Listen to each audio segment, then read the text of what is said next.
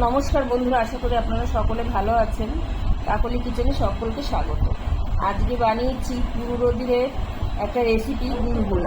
আমরা ছোটোবেলায় অনেক খেয়েছি, কিন্তু এখন আর দোকানে দেখতে পাই না। আপনারাও বাড়িতে খুব সহজে বানিয়ে নিতে পারবেন। তাহলে চলুন কিভাবে বানিয়েছি দেখা যাক। প্রথমে আমি 1 কাপ দিচ্ছি, 1 কাপের মতন বাতাসা দিচ্ছি, এতে গুড়েরই বাতাসা। আর 1 কাপ জল দিয়ে দিচ্ছি, 1 কাপ আর অল্প একটু দিলাম।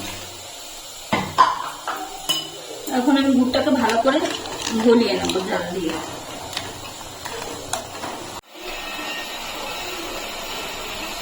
এখানে আমি 2 কাপ আটা নিলাম, এটা কিন্তু আটা, ময়দা না।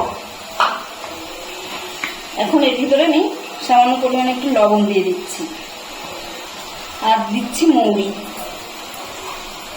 এখন গুড়টা যে জাল দিয়ে রেখেছিলাম সেটার মধ্যে দিয়ে অল্প অল্প দিয়ে মেখে নেবো।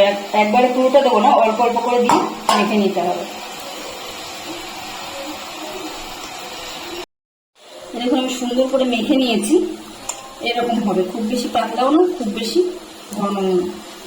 এখন আমি 5 মিনিটের জন্য ঢেকে রেস্টে রেখে দিচ্ছি। আমি একটু ঘি দিয়ে দিচ্ছি এর মধ্যে, আর চামচের মাথা করে সামান্য বেকিং পাউডার। এটা বেকিং পাউডারের উপরে সামান্য একটু জল দিয়ে আর একটু আমি মেখে নিচ্ছি।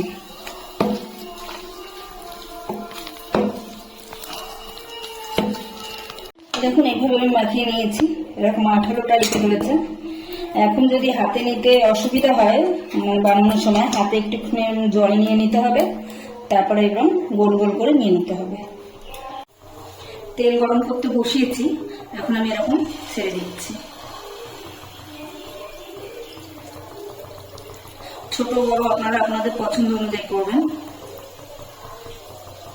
দেখুন 1 পিঠ হয়ে গেলে আপনি উপরের দিকে ভেসে উঠেছে। এখন আমি এপিট এপিট করে নাড়িয়ে দেবো। আমি উল্টে নিয়েছি, গ্যাসের ফ্লেমটা মিডিয়ামে রাখতে হবে। হাইয়ে রাখলে তাহলে ভেতরটা সেদ্ধ হবে না ভালো, উপরটা লাল হয়ে যাবে, ভেতরটা কাঁচা থেকে যাবে। যেমন মিডিয়াম ফ্লেমে রেখে এটাকে ভাজতে হবে।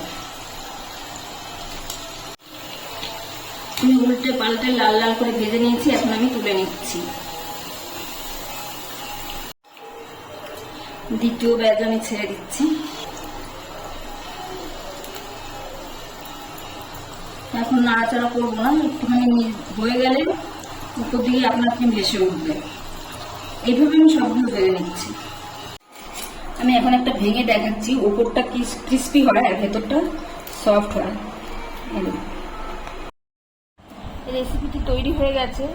ভিডিওটি যদি ভালো লাগে তাহলে একটা লাইক করবেন এবং কমেন্টে জানাবেন কেমন হয়েছে। আর যারা নতুন তারা চ্যানেলটিকে সাবস্ক্রাইব করে পাশে থাকবেন।